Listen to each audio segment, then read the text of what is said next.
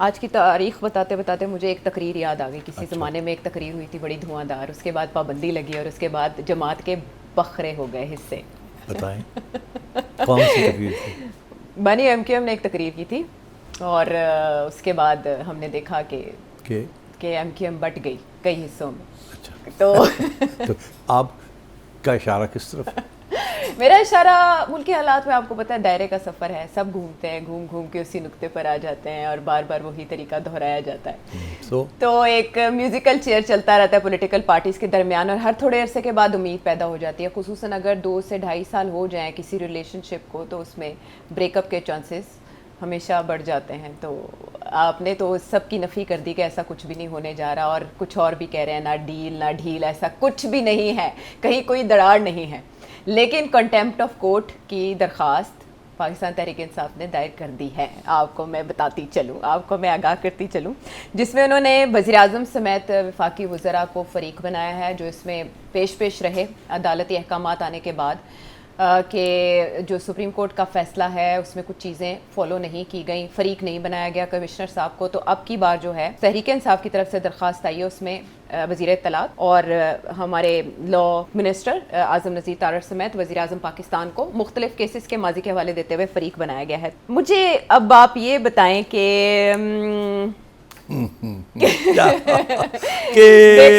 मोहसिन नकवी का नाम क्यों नहीं है?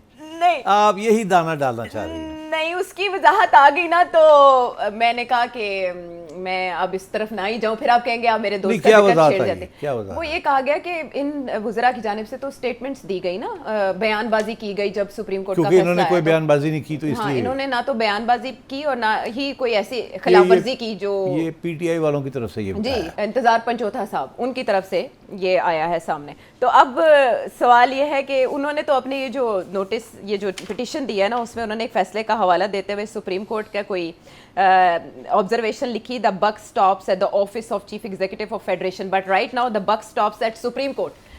दरख्वास्त जल्द टेकअप होने का इम्कान है, कुछ हल्ला गुल्ला आप होते देख रहे हैं? पहले तो मैं इसका जवाब दूं कि मोहसिन नकवी साहब का नाम क्यों नहीं है। अच्छा, हाँ, देना चाहिए ना। मैं आपको बताता हूँ क्यों नहीं नाम आया उनका। क्यों?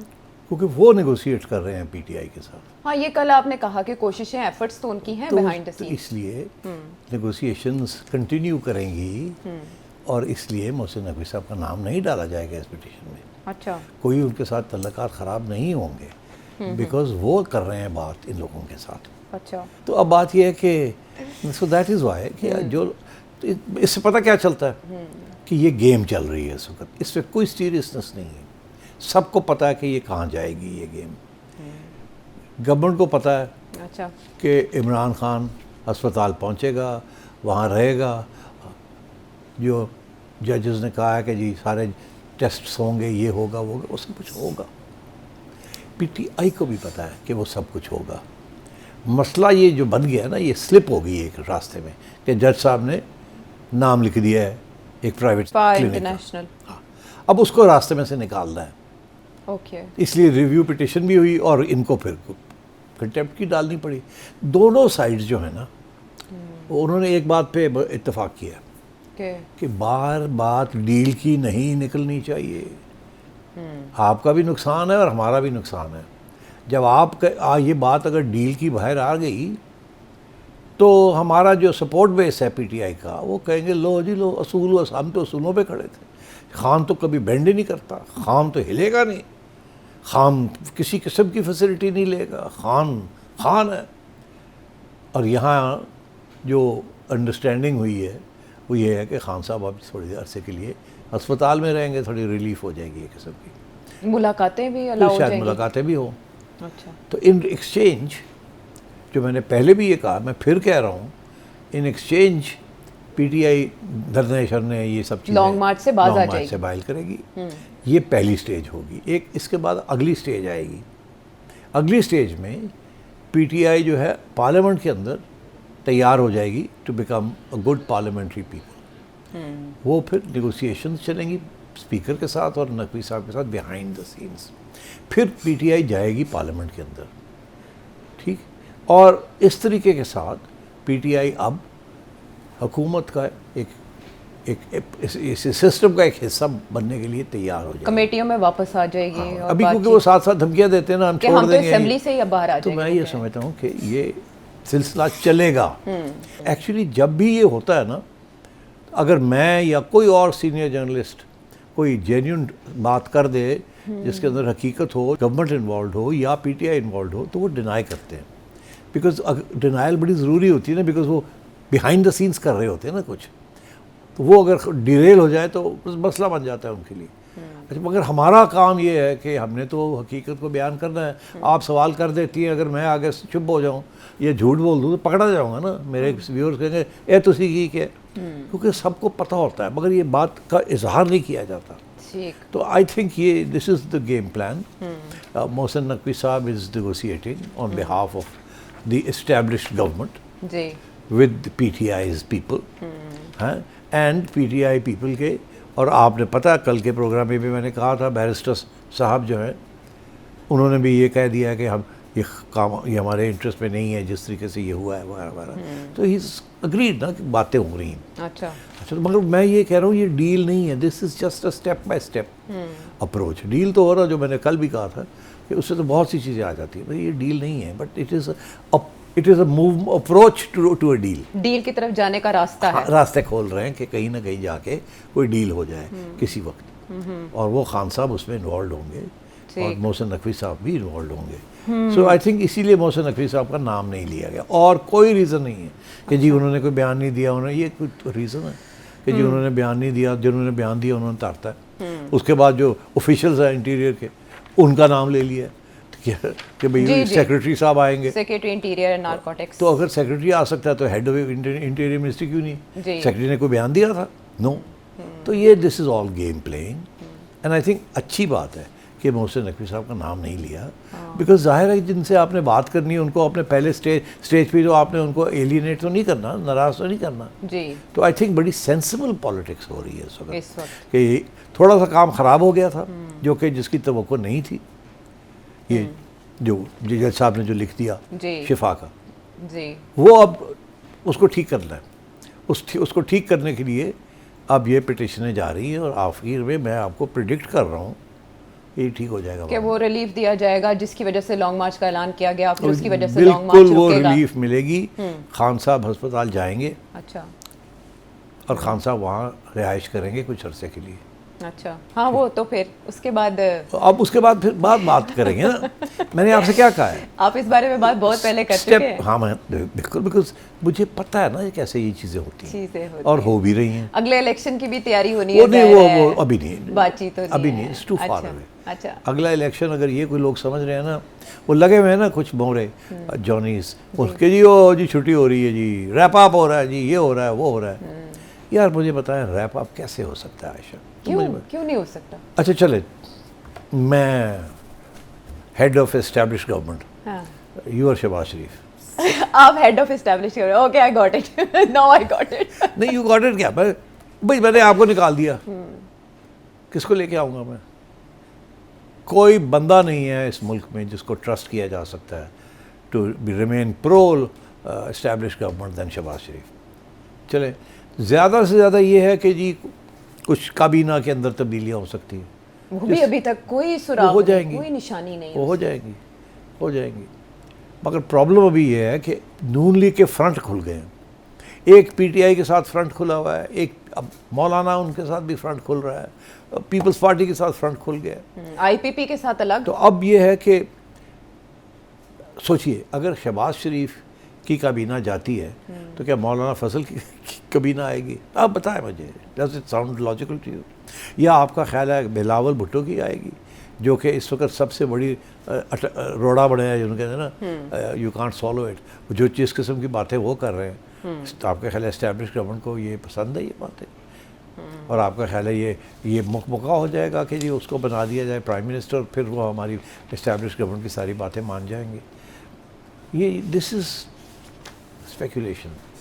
माई सेंस इज़ दैट ये चीज़ें चलती हैं, दिस आर प्रेशर टैक्टिक्स। मगर ये है कि शहबाज साहब तो हर बात मान लेंगे, और जैसे ही हुक्म आएगा वो मान लेंगे। यानी नून लीग तो मुस्तकिल है अभी मंजरनामे? मुझे नज़र नहीं आता नून लीग की छुट्टी। अच्छा। हाँ, मुझे अगर नज़र आए ना कि किसकी इनकी छुट्टी हो रही है और कौन आ रहा है, हाँ। तो फिर मैं कहूँ हाँ ये है, ये अच्छा। अब जब रैप अप की बात होती है, देखिए आप कह सकते हैं कि एक गवर्नमेंट जो है इसको ये कैबिनेट को तब्दील कर दिया जाएगा जी। पर जब आप रैप अप की भी बात करते हैं ना, उसको आप फिर लिंक करते हैं कि जी सिस्टम फेल हो गया है, तो फिर यहाँ से जो कंक्लूजन निकलती है वो ये है कि जी सिस्टम को रैप अप किया जा रहा है। अच्छा, अब सिस्टम को रैप अप करने के लिए तो एक ही तरीका है ना, क्या मार्शल लॉ लगाएं एक। दूसरा तरीका ये है कि जी आप शहबाज साहब को कहें dismiss, vote of no confidence आ जाए कोई। नहीं ज़रूरत नहीं है वोट ऑफ नो कॉन्फिडेंस, आप बस शहबाज साहब को कह दें, ये सुप्रीम कोर्ट कह दे, अभी इसमें तौहीन अदालत लगा दे, कहने की ज़रूरत नहीं है। अच्छा। हाँ, शहबाज साहब खुद कहें कि जी मेरे से गवर्नमेंट नहीं चलाई जा रही, I am unable to address the issues of government and therefore I am dissolving parliament, और रीजंस बहुत से दिए जाते हैं। देखिए यूके के अंदर क्या होता है, ऐसे ही होता है ना, वो रीजंस देते हैं कि जी I am unable to fulfil my obligation, जैसे अभी कियर स्टारमर ने किया। हाँ, बट बिल्कुल, बट वो तो अपनी पार्टी में से किसी को मुतबादिल के तौर पर ले आए ना। हाँ, तो ये कह सकता है कि पार्टी में अगर एस्टैब्लिश गवर्नमेंट कहे कि जी आप ख़त्म करें इसको, हाँ। तो जब ख़त्म हो जाएगा तो फिर इंटरिम गवर्नमेंट आ जाएगी। अच्छा। इंटरिम गवर्नमेंट फुली ये होगी, फिर वो कर ले जो उन्होंने करना है, सिर्फ उसमें छोटी सी रुकावट होगी कि 3 महीने के लिए, 6 महीने के लिए। वो मेरा ख्याल है इमरजेंसी पावर्स लेके, क्योंकि मुल्क के हालात ऐसे ही हैं कि आप आर्ग्यू कर सकते हैं अच्छा। कि इस वक्त हमारे ये हालात हैं and we have to impose a national emergency, and so the supreme court constitutional bench से इजाज़त ले ली जाए कि हमें इसको चलाने दें 1 साल 2 साल जो भी है। तो यार ऑप्शंस तो होते हैं, बट देर ड्रास्टिक ऑप्शंस, मगर मैं नहीं समझता कि वो वक्त आ गया है कि ये सब कुछ रैप अप कर दिया जाए। That's my view. अभी बहुत से मेरे दोस्त हैं वो कह रहे हैं नहीं जी रैप अप, हवा में बहुत सी बातें हैं सिटी से, वैसे मैं कहा नहीं रैप अप कोई नहीं हो रहा है। पता नहीं आपको कैसे ऑल इज वेल दिखाई दे रहा है। ऑनेस्टली हवा में बहुत सी बातें हैं और बहुत सी निशानियां और बहुत सी वार्निंग्स हैं, स्पेशली इकोनॉमी को लेकर। लेकिन अभी तक तो हमने टस से मस होते नहीं देखा, ना कैबिनेट में से कोई हिला और ना ही दूसरी तरफ आप बात जाने की कर रहे हैं कि एक नेशनल गवर्नमेंट की भी बातें की जा रही थी कि बिहाइंड द सीन कोई फार्मूला चल रहा है। ये अच्छा, ये नेशनल गवर्नमेंट क्या है? नेशनल गवर्नमेंट वही सबको मिला के, वो आपका पॉइंट पहले भी आ चुका कि इसमें पीटीआई नहीं है इस वक्त सिस्टम में, बाकी तो नेशनल गवर्नमेंट की सारी अलामतें इसमें पूरी हैं, हाँ। निशानियां। तो पीटीआई आ जाए ना, पीटीआई नहीं आएगी, पीटीआई ऑपोजिशन का रोल प्ले करेगी, तो करे ना।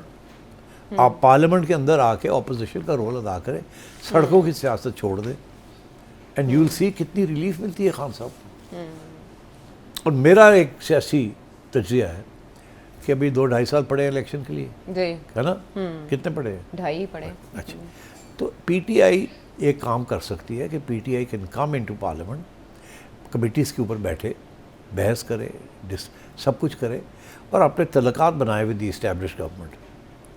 अब ये तो नहीं है ना कि जी लंदन में बैठ के आप इंटरव्यू दे रहे हैं रॉयटर्स को, कौन साहब हैं जिन्होंने दिया? जुल्फी बुखारी साहब, कि जी हम तैयार हैं, हाँ। अगर हम आ गए तो हम तो बड़े अच्छे तल्लुकात होंगे हमारे, ये कहा ना जी। ये वहाँ कहने की ज़रूरत नहीं थी, ये यहाँ कहने की ज़रूरत है, समझे आप?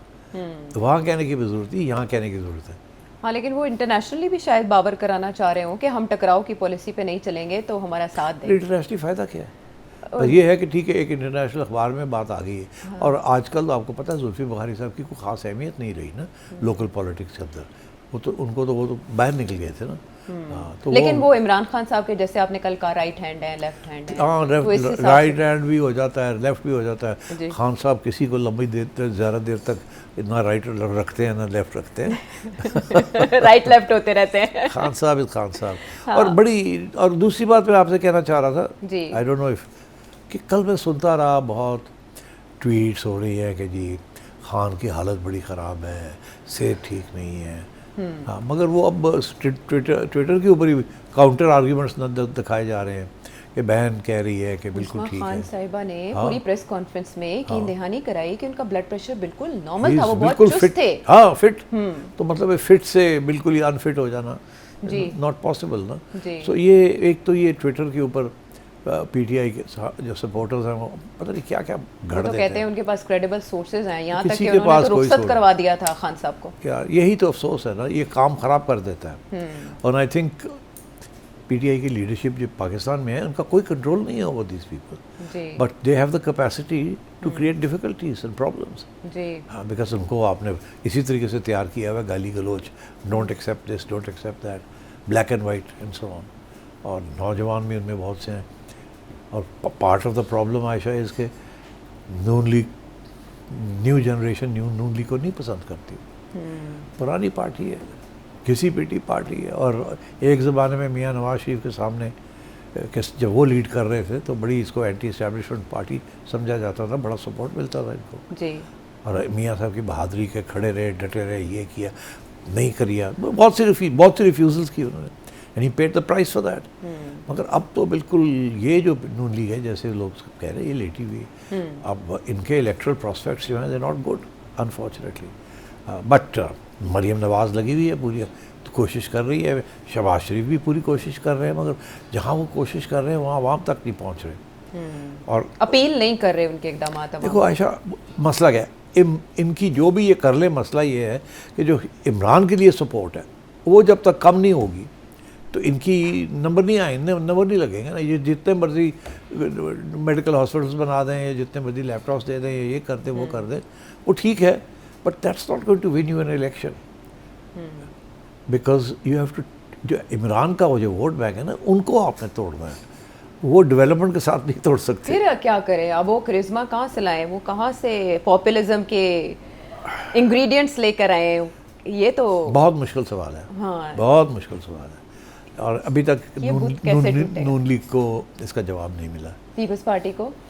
पीपल्स पार्टी बड़ी महदूद रह गई है, मगर वो बड़ा क्रिटिकल एरिया पे बैठी हुई है, सिंध कराची उनके पास है। एंड जरदारी साहब बहुत हार्ड नेगोशिएटर है, so anything can happen. Peoples Party को कहीं और वोट नहीं मिलेगा एक्सेप्ट इन सिंध, वो उन्होंने पक्का किया हुआ है, दैट्स इट। और थोड़ा बहुत बलूचिस्तान में खरीदो फरोख्त करके वो भी जरदारी साहब बड़े इज गुड एट इट, वो भी जब उन्हें बैक हो तभी हो पाता है। मगर वो आजकल तल्लुकात इतने अच्छे नहीं है जी, मगर अब देखना है आगे है कि ये कैसे तल्लुकात ठीक होंगे। क्या जरदारी साहब कैबिनेट के अंदर तब्दीली चाहेंगे और कहेंगे अब मेरे हवाले करो कैबिनेट, मैं पाकिस्तान को चलाऊंगा, तो फिर मैं आपका भी वो काम भी है जो कर देता हूँ। अच्छा, ये एक चीज़ you can't rule it out. Yes, 2.5 साल का फार्मूला तो हमने इब्तिदा में ही सुना तो ये फिर this might happen.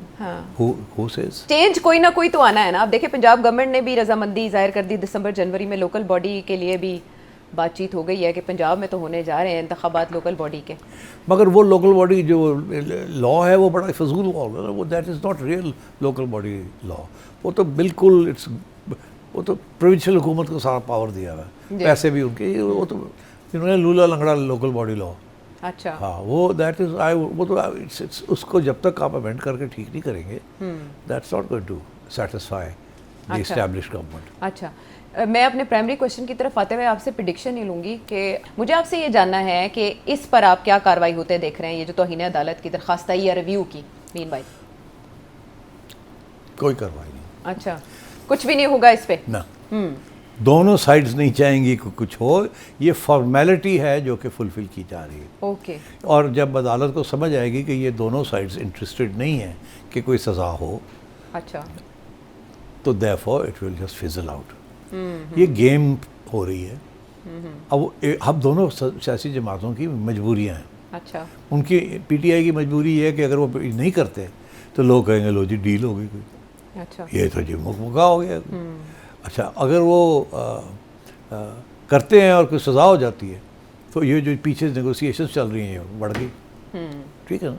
So I don't think anybody is interested, but जवाब देंगे और वहाँ बात होगी और वहाँ पे जजेस सुनेंगे और जजेस वार्निंग देके फारग कर देंगे। राइट, और वार्निंग हो सकता है दोनों तरफ आ जाए, क्योंकि उस्मा खान साहिबा ने भी तो मीडिया से बात की ना, तो इसीलिए मुलाकात के बारे में। तो फिर मेरा ख्याल अगर आप जाके वहाँ अदालत के आगे आर्ग्यू करें। नहीं, फैसल चौधरी साहब ने खुद ये कह दिया ट्विटर के ऊपर कि ये प्रेशर नहीं करना चाहिए था, ये गैर जरूरी था, इससे नुकसान होगा। आप बोलो।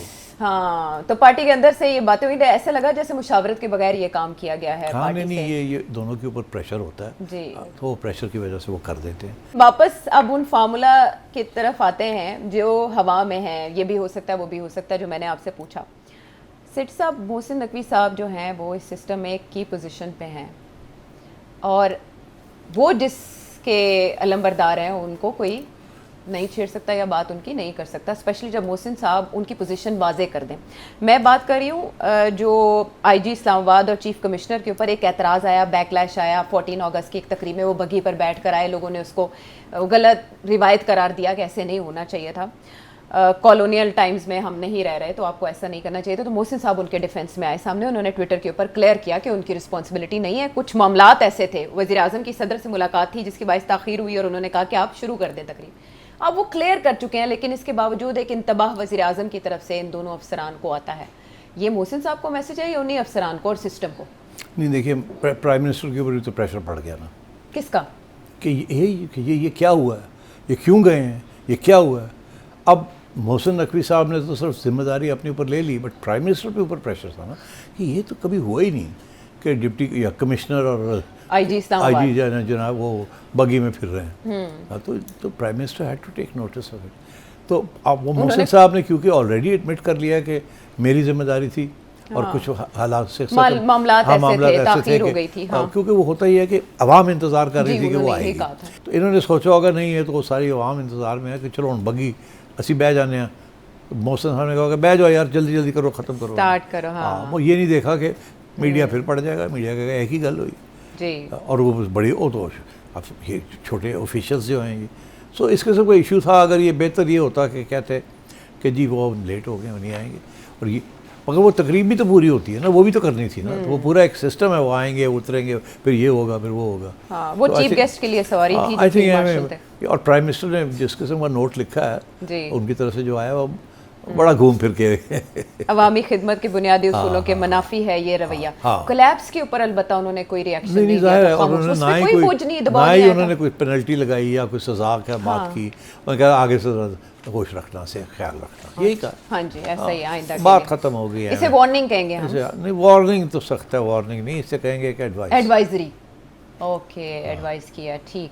अच्छा सेठी साहब, शुरू में ऐसे ही लगता है कि जैसे ऑल इज़ वेल और कुछ भी होने नहीं जा रहा, एक गलगला है, एक बस भंवर है और चाय की प्याली में तूफान है।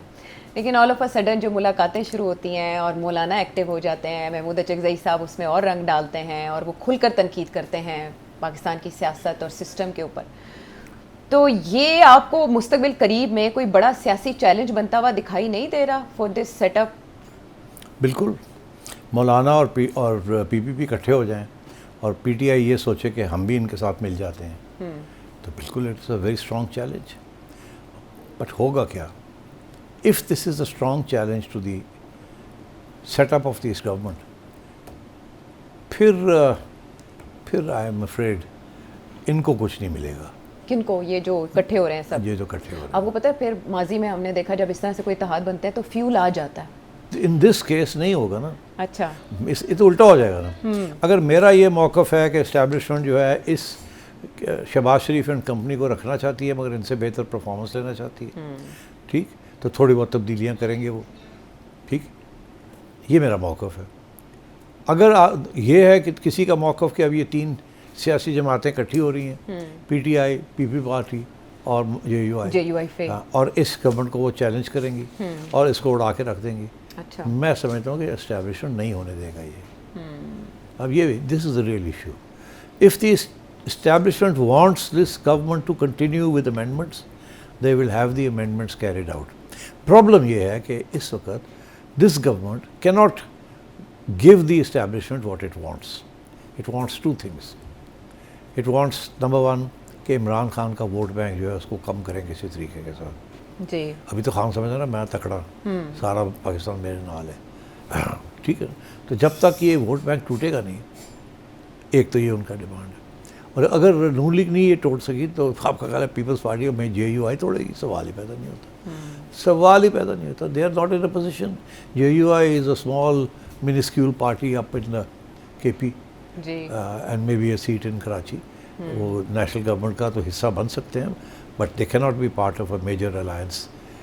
As far as PPP is concerned, उनका कोई रेट ही नहीं है पंजाब में या केपी में, वो कहाँ से आ जाएंगे? तो एटलीस्ट इनका एक पंजाब का तो है ना, इनका देर इन पंजाब, तो ये नहीं हो सकता। एस्टैब्लिशमेंट नहीं एक्सप्रेस। अलबत्ता ये ज़रूर है कि एस्टैब्लिशमेंट कर सकती है, इनको करो, ताकि प्रेशर पड़े शहबाज वगैरह के ऊपर कि यार तुसी अपनी परफॉर्मेंस ठीक करो जी, ये हो सकता है, ये इम्कानात हैं अपनी जगह पर बिल्कुल मौजूद। इम्कानात हैं इसके। बट ये जो आर्ग्यूमेंट है रैप अप हो रहा है, हो भी सकता है, but I don't think it कोई अचीव नहीं करेंगे कुछ इससे, अचीव नहीं करेंगे कुछ इससे। अगर करेंगे ऐसे तो they will get into more trouble. Logical और रीज़नेबल जो एनालिसिस है वो सिचुएशन का यही बनता है। फ़िलहाल इस तरह के कोई इम्कानात नहीं हैं जिसको जो दिल के बहलने के लिए अच्छे समझे जा रहे हैं या फार्मूले गर्दिश कर रहे हैं। एक बात मैं करना चाहूँगा अगर टाइम है तो। क्या?